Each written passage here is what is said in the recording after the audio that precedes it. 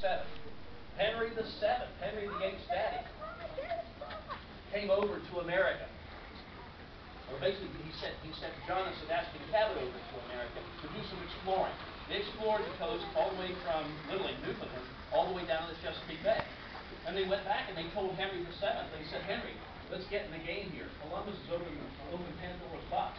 You're probably going to get frozen out of this country or this new world if you don't do something. But Henry VII listened, he rewarded him, he gave him lands and titles, both Sebastian and John Cabot, but he didn't do anything.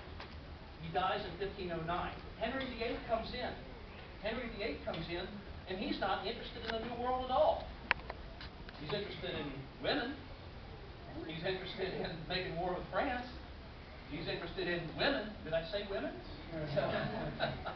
So Henry VIII isn't interested in the New World at all. So literally 50 years go by. Meanwhile, after Columbus, Pizarro, Cortez, Cabrillo, Coronado, De Soto, Balboa, all the conquistadors come over looking for gold. And they batted 1,000, 3 for 3. The Incas, the Aztecs, and the Mayans. They conquered them all. And so by the time Elizabeth came in power, in 1558, Spain had everything west of the Mississippi. And we're talking about Protestant and Catholic, okay?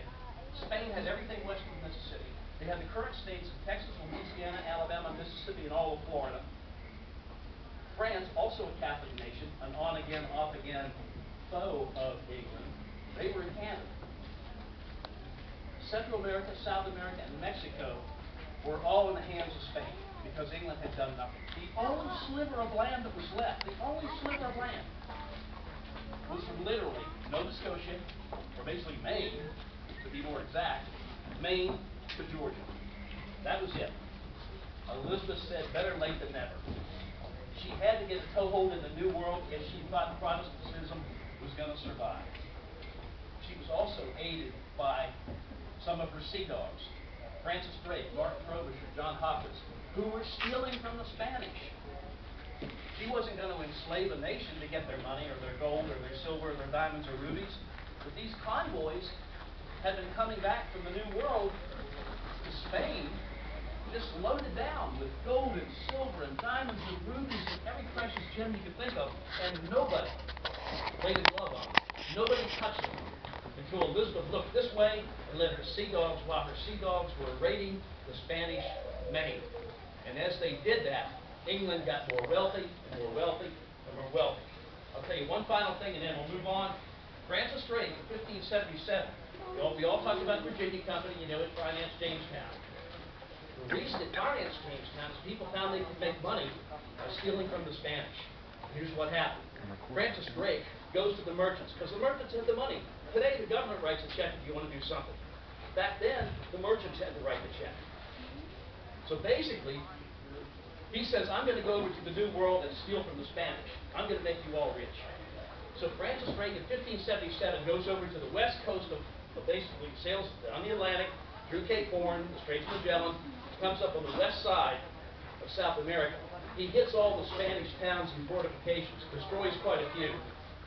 He's loaded down with gold and silver, and he's coming back through the Straits of Magellan, and he finds out the Spanish fleet's waiting for him. So Drake turns around and says, that's okay by me, and he goes up to where California is today. Drake's Bay, San Francisco area. He lays over for 2 or 3 months, because Francis Drake's not coming back by way of the Magellan Straits and the Atlantic Ocean. He's sailing around the world. The first Englishman to ever circumvent the world.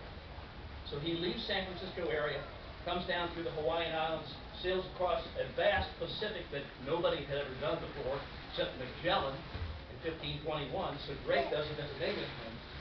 Comes through up through Malaysia, China. He gets into areas that he knows. He's very familiar with. India. Comes around Africa and comes back to England.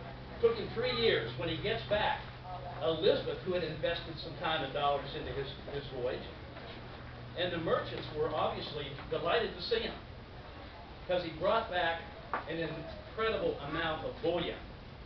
Everybody, including Elizabeth, made a 4,700% profit from what he brought back. 4,000, not 50%, Not 10%, 4,700% profit. Do you think it took any serious arm twisting when Drake went to Walter Raleigh and said, hey, would you all finance me to put a base of operations in the Americas so I can raid the Spanish? Didn't take any arm twisting at all. So that's when Elizabeth issued the first charter that said we'll establish a military base of operations in Roanoke Island, right down at the Outer Banks, to raid the Spanish and take their gold. That started in 1587. You fast forward to 1607, the same was true of Jamestown. Somebody didn't wake up and say all of a sudden, hey, let's go over to the New World and make money and make gold. That was a means to an end. They had to make money off of something. Tobacco became the cash crop. But make no mistake about it, England needed a toehold in the New World, and this was it. Jamestown is significant because it was the first formal English settlement, permanent settlement, where England got a toehold in the New World.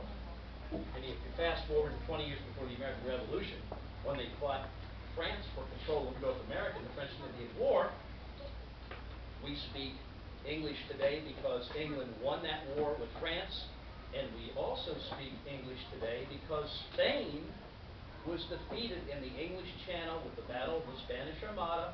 It was an invasion fleet, make no mistake about it, it was D-Day. It's a D-Day invasion.